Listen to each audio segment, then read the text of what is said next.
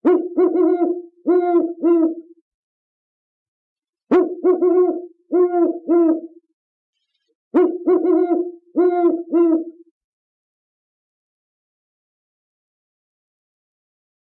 soalan yang ditimbulkan oleh satu dua pihak tentang isu jumpa bomo ni atau jumpa doktor makan Panadol ni syirik.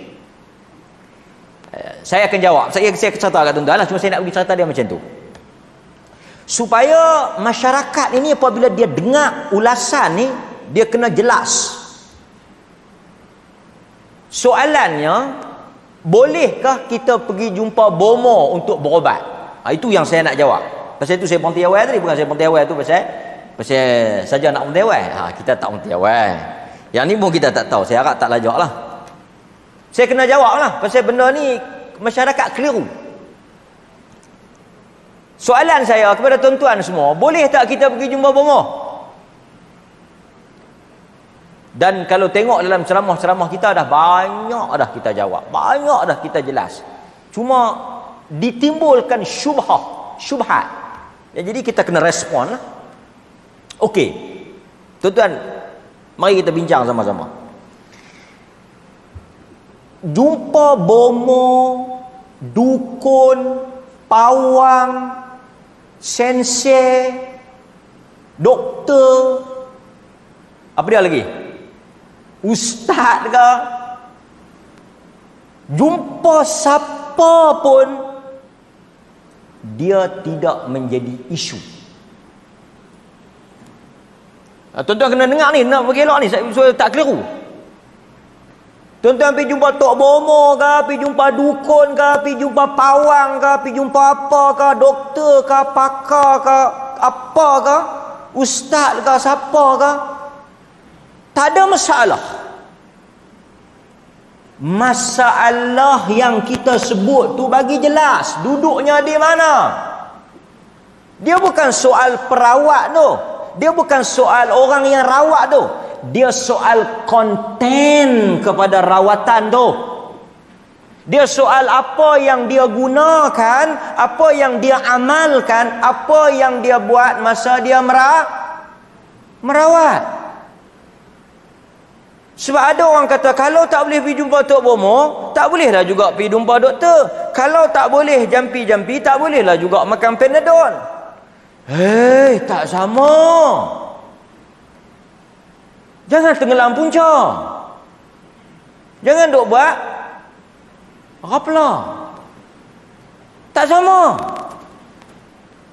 Tuan-tuan, sakit kepala, pi dekat satu orang,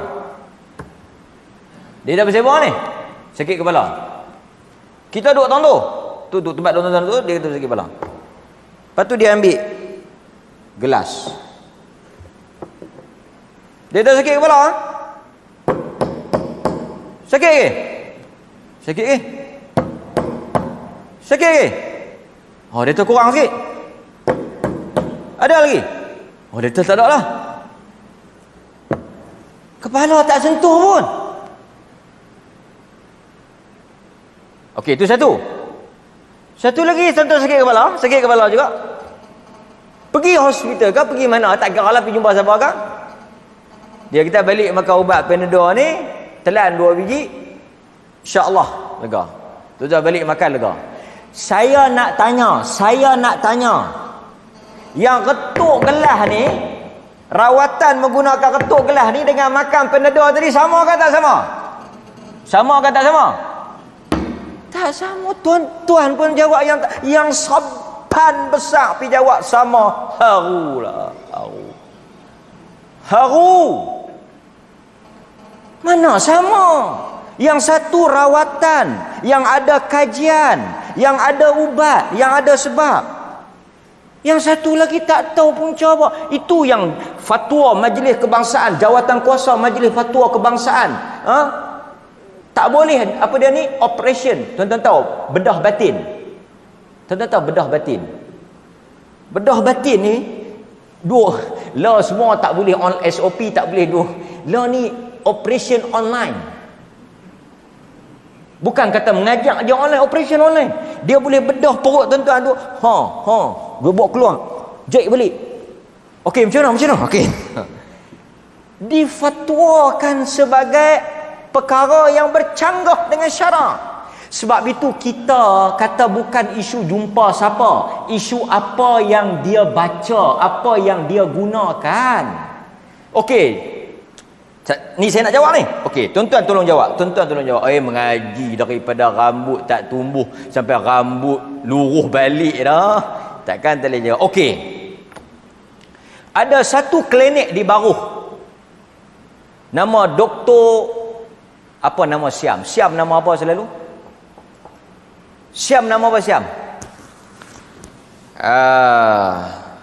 Apa nama Siam? Siam tuan-tuan selalu payah nama Siam.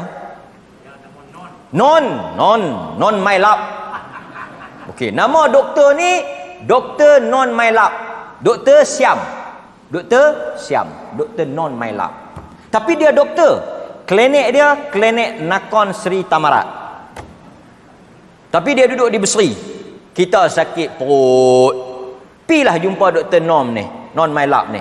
Dia kata ni doktor sakit perut 3 hari dah ni, duk ulang pergi bilik ayak.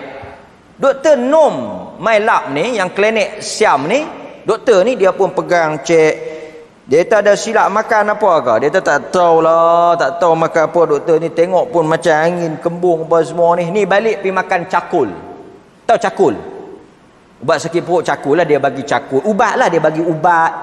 Dia kata makan yang ni. Kalau tak mau cakul ni, tak apalah, you ambil apa ubat ni, you bancuh sikit minum. Dia macam orin tu mungkin cacing ke apalah. Okay, dia bagi ubat. Doktor No My Lab Siam. Boleh tak boleh dari sudut hukum syarak?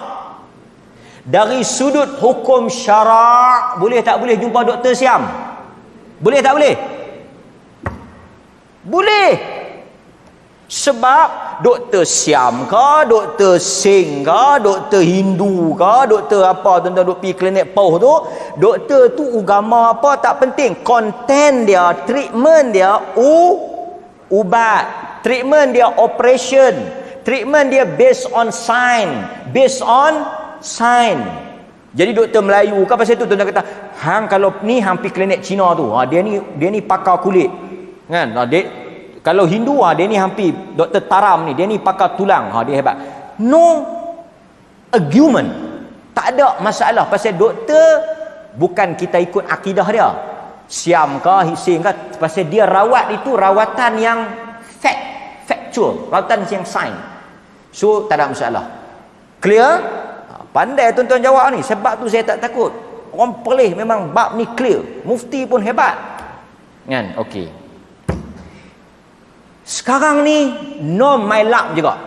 Tapi No My Lab bukan doktor, Tok Cha. Non My Lab duk bilai uduh, Wat Kubang 3. Okey, nama Non My Lab juga. Tapi Tok Cha pakai, yang tadi pakai baju putih ada stetoskop. Tahu stetoskop? Hok duk pombang dengar tu, dia panggil stetoskop tu. Yang Non My Lab ni pakai baju oren, kepala botak. Tapi Siam juga kita pun pergi. Dia tatuk dia pun kap. Dia tak cakap banyak kap. Skip pot. Dia pun kap. Dia pun bagilah, dia pun cedok ayak Telaga Kiambang Teratai. Tahu tak? Ayak Telaga Kiambang Teratai bertaut, biduk berlalu. Okey, dia pun cedok. Lepas tu pembantu dia Tok Cha ni, Tok Cha yang pangkat rendah sikit ni, bagi kat kita. Dia tak balik pergi sapu. Boleh tak boleh? Boleh tak boleh? Tak boleh pula Non My Lab juga. Sebab itu kita jelas dalam soal ini. Ini Syam, rawatan dia. Ini doktor Cina, doktor Hindu, rawatan dia tidak bercanggah dengan syarak. Ini Tok Bomo Syam. Tok Bomo Syam sahih dah. Ni, ada tuan-tuan pergi jumpa Tok Bomo Syam. Tuan-tuan pergi jumpa Tok Bomo Syam. Ada dia baca, Allahumma inna nas'aluka salamatan fid din wa afiatan fi... Ada dia baca macam tu? Tok Bomo Syam akan minta dekat Tok Pekong dia. Pasal dia kata dalam rakaman tu, pergi jumpa Tok Bomo Syam pun tak apa. Macamlah jumpa dengan doktor. Dia tak sama. Tok Bomo Syam sahih dia menggunakan jampi serapah dan juga mentera yang dia minta kepada Tok Pekong dia dengan cara dia. Tak, kita tak petikan itu agama dia, itu kepercayaan dia, itu cara dia, terpulang pada dia. Tapi kita orang Islam, wa qala rabbukum ud'uni astajib lakum, doa kepada Allah. Pasal itu kita tak jumpa doktor Hindu boleh, tapi jumpa Tok Sami Hindu tak boleh. Apa yang membezakan dua ni? Cara dan approach treatment yang mereka gunakan. Sebab itu kita, kalau hang nama Haji Muhammad bin Haji apa pun, tapi kalau kita pi marang kerapu spontan, marang skipper pasal itu kita kata syarat kepada rawatan itu, yang pertama dia mesti guna Quran dan hadis.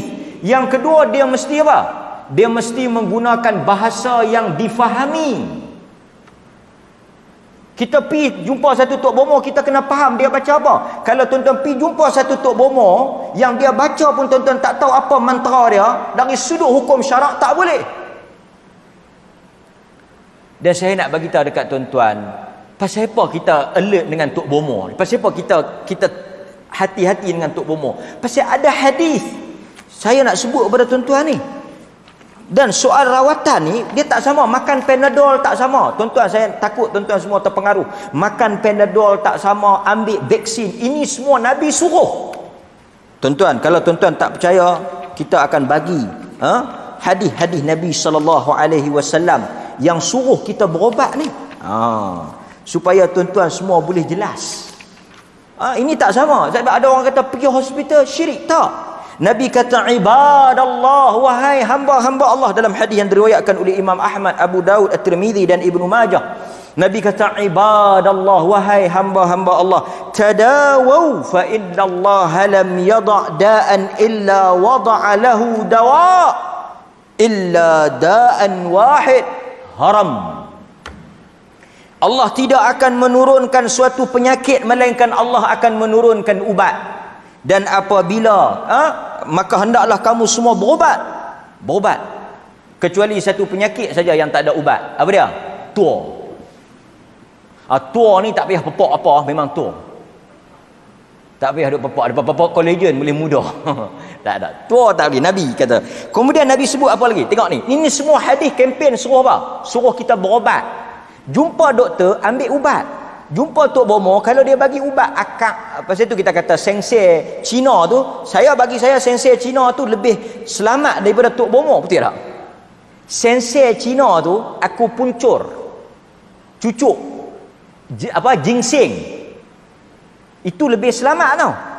Akidah kita lebih selamat pergi jumpa sensei tu. Pasal apa? Pasal dia cucuk-cucuk. Tapi kalau tuan-tuan pergi jumpa sensei tu duk tuang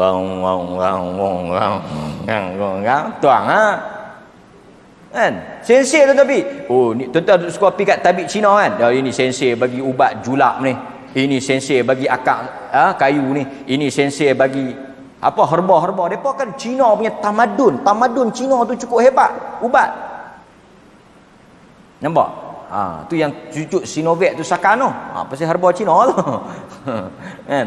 Tapi saya nak sebut apa? Nabi kata likulli da'in dawa. Setiap penyakit itu ada ubatnya. Fa idza usiba dawa ada bara'a. Apabila kena, Nabi kata setiap penyakit itu ada ubatnya. Apabila kamu kena penyakit, lepas tu kamu pergi berobat, berobat itu pula ubat yang kena. maka bara'a biiznillah, legalah dengan izin Allah. Ini kempen jelas daripada Nabi, suruh kita ambil rawatan, dan rawatan yang terbaik adalah rawatan yang terbukti. Pasal itu saya kata perubatan moden ni, hospital, doktor apa semua ni, ini adalah perubatan sunnah Nabi. Inilah perbuatan yang Nabi suruh.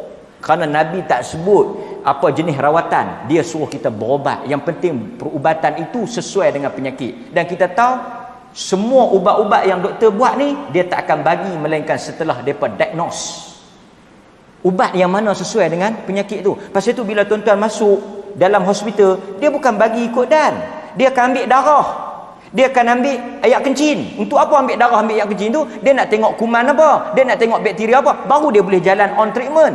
Dia ambil dulu daripada tuan-tuan punya sel, baru dia boleh on treatment. Pasal apa dia ambil tu? Pasal dia nak tengok ubat apa yang sesuai. Ini selarah dengan hadis Nabi. Pasal itu Imam Syafi'i kata, ada dua orang manusia sahaja yang penting dalam dunia ni, ahli agama dengan ahli perubatan. Tiba-tiba mai satu orang duk kata pi berubat sini. Ini umum, saya tak tuju kat siapa-siapa, saya kata umum. Kan? Kemudian tuan-tuan, kata Al-Imamun Nawawi rahimahullah, kata Imamun Nawawi, hadis yang kita baca tadi ni, yang hadis kata setiap penyakit ada ubatnya, apabila betul ubatnya maka sembuhlah dengan izin Allah. Kata An-Nawawi, hadis ini menjadi isyarat disunatkan untuk kita berubat daripada penyakit. Itu kata An-Nawawi. Dia sambung lagi, dia kata inilah mazhab ashab kita, yakni mazhab dalam ulama-ulama Syafi'i, kebanyakan salaf dan khalaf. Dan kata mereka lagi, di dalam ilmu hadis ni ada ilmu agama dan ilmu dunia. Benarnya ilmu perubatan, diharuskan berubat secara keseluruhan. Nampak? Benarnya ilmu perubatan. So pasal itu kita rawatan Islam, rawatan yang dibuktikan secara fakta. Jadi kalau tuan-tuan pergi jumpa siapa-siapa, dia dua saja. Satu, dia guna kaedah sunnatullah, guna ubat. Satu lagi, dia guna apa? Dia guna doa, zikir, wirid, ruqyah. Yang ni pun no problem. Cuma yang tak bolehnya apa dia? Yang tak bolehnya benda-benda yang bercanggah, seperti seru jin, tangkal. Tuan-tuan pergi berubat, dia bagi tangkal. Innar ruqa wat tamaim wat tiwala syirkun. Kita bukan mudah-mudah nak syirikkan orang, kita bukan mudah-mudah nak kafirkan orang, tapi kita mengingatkan manusia bahawa rawatan yang kita tak tahu asal usul sumber dia boleh menjejaskan akidah kita. Sebab itu tuan-tuan, kadang-kadang budak menangis, pilah hospital, cek dulu. Sakit perut ke budak tu? Apakah? Kan? Ini menangis saja hantu. Budak menangis hantu, orang tua menangis pun hantu. Kan? Okey. Tuan-tuan hadirin mukminin, saya nak sambung juga sikit lagi. Berkaitan dengan rawatan yang Tok Bomo ni, Nabi mengingatkan kita dalam banyak hadis. Antaranya Nabi SAW sebut apa?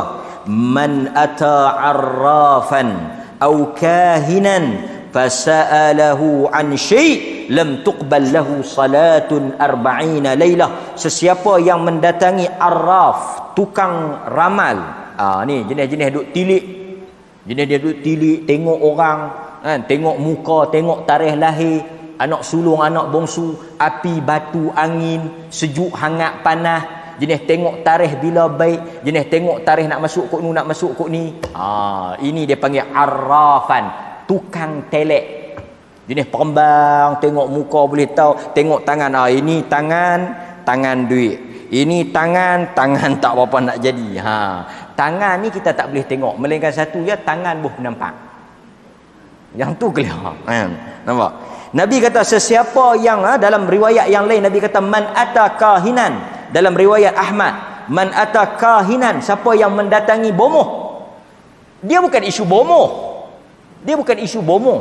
Tuan-tuan, kalau tuan-tuan pi kat orang panggil dia Tok Bomoh, tapi kalau dia pipi a'udzubillahi minasyaitonirrajim, bismillahi arkika min kulli syai'i yu'dzika. Ini bomoh ini bomoh yang lulus syariah. Kita bukan isu bomo tu. Isu apa? Konten dia. Tapi ini kita main-main tak ada apa-apa lagi.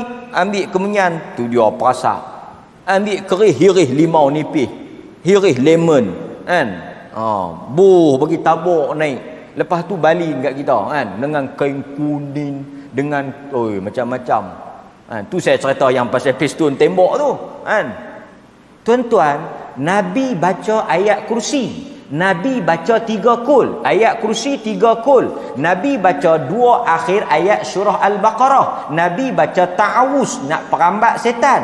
Kawan ni tak baca ayat kursi, tak baca 3 kul. Dia ambil pistol bunyi tu, dia pergi tembok hantu.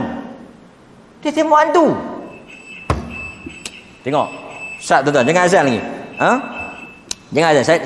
Saya nak nak sambung sikit lagi. Tuan-tuan, kita tak nafikan adanya ruqyah syar'iyah. Kita nak ulang. Pasal sekali mereka kata mereka ni bukan percaya jampi. Kita baca dulu jampi. Banyak dalam hadis Nabi pegang tangan baca jampi, Nabi pegang bahagian sakit Nabi baca jampi. Semua tu ada dalam sabit dalam hadis. Tapi yang mai dekat kita ni, yang bagi tangkal, bagi wafak, tahu wafak, yang jenis lipat-lipat kain kalau kuning, yang tulis Alhamdulillah terbalik, yang campur huruf Romi, campur huruf Jawi, lukis gambar ni, bagi batu ni, tanam ni, jurih tang ni, ambil pergi sembuk kat tepi-tepi kedai. Ini siapa yang buat kerja ni? Tuan-tuan pergi jumpa Tok Bomo ada bagi tanggal. Tok Bomo. Tuan-tuan pergi jumpa doktor. Saya pergi KPJ ustaz, jumpa pakar tu. Dia bagi ubat apa? Dia tak bagi ubat apa? Dia bagi tangkai hitam. Ada jumpa lagi tu? Itu tak timbul isu doktor tu. Tuan-tuan hadirin mukminin. Tengok Aisyah kata apa? Aisyah kata, anna Rasulullah sallallahu alaihi wasallam kana idza ishtaka yaqra'u ala nafsihi bil muawwidhat wa yanfusu falamma ishtadda waj'uhu kuntu aqra' alaihi wa amsah bi yadihi raja'an barakatiha. Hadis Bukhari Muslim. Nabi SAW apabila sakit ni, tuan-tuan duk sakit apa-apa semua ni, balik pergi amal. Kan? Cucu duk tengok apa Tok Wan jadi Tok Bomo ke? Kan? Nabi baca pada diri baginda Al-Mu'awwizat 3 kul. Kemudian Nabi meniupkan, Nabi tiup. Kita tiup dulu ke baca dulu? Baca dulu boleh, tiup dulu boleh. Dua-dua ada riwayat. Kadang Nabi baca dulu, kadang Nabi tiup dulu. Lepas tu Nabi tiup. Jika sakitnya ishtadda, bila sakit dia semakin teruk, kata Aisyah, aku yang baca. Yang ni no problem.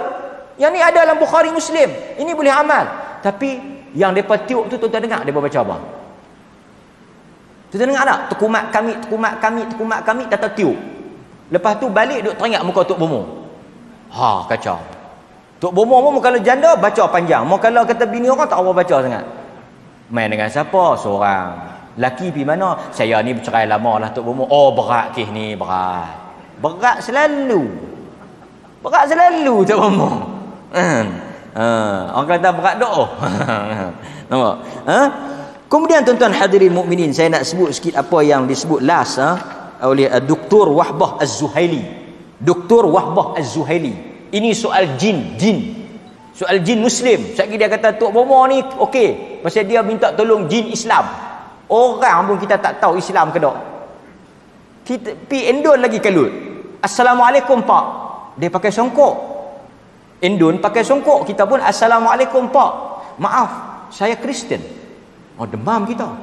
Kristian pakai songkok. Nama sama, depa cakap tak ada ni. Kata Dr. Wahbah Az-Zuhaili. Dr. Wahbah Az-Zuhaili dia kata apa? Bolehkah kita minta pertolongan dengan jin Islam? Kata Dr. Wahbah Az-Zuhaili. Dia kata apa? Dia kata haram meminta pertolongan dengan jin walaupun dalam apa keadaan sekalipun. Dan ini adalah perbuatan yang tercela dari sudut syarak. Allah Subhanahu wa taala berfirman, "Wa annahu kana rijalun minal ins ya'uduna bi rijalin minal jin fadaduhum rahaqa." Sesungguhnya ada di kalangan manusia yang meminta pertolongan daripada golongan jin. Dengan permintaan itu, golongan jin bertambah sombong dan jahat. Dr. Wahbah Az-Zuhaili kata, jin Islam ke, jin kafir ke, apa keadaan ke, dilarang kita minta kerana tak ada petunjuk daripada Nabi sallallahu alaihi wasallam. Pasal itu Nabi masa perang Badar ada berapa? 1,000 orang . Tak ramai kan? Nabi ada berapa orang saja, tak kuat. tak ada riwayat Nabi tolong minta jin. Yang mai tolong Nabi apa? Yang mai tolong Nabi jin ke malaikat? Malaikat. Yang jin yang mari tolong tunduk ni Nabi Sulaiman saja. Hadirin mukminin, jangan tertipu dengan dakwaan kononnya khadam ayat jin muslim dan sebagainya. Rawat dengan cara yang betul, doa dengan cara yang benar, disuruh oleh Nabi sallallahu alaihi wasallam. Saya nak tutup dengan apa? Ikhtiar Tuhan suruh. Tapi ikhtiar, ada ikhtiar yang syar'i, ada ikhtiar yang tidak dibenarkan oleh syarak. Kita disuruh berobat, itu ikhtiar. Tuhan yang tentukan sihat tak sihat. Tapi disuruh kita ikhtiar. Kenyang di tangan Tuhan, kenyang di tangan Tuhan, tapi kita disuruh makan. Itu maksud ikhtiar yang syar'i. Mudah-mudahan Allah rahmati kita dan dapat menjawab kekeliruan yang ada di dalam masyarakat kita.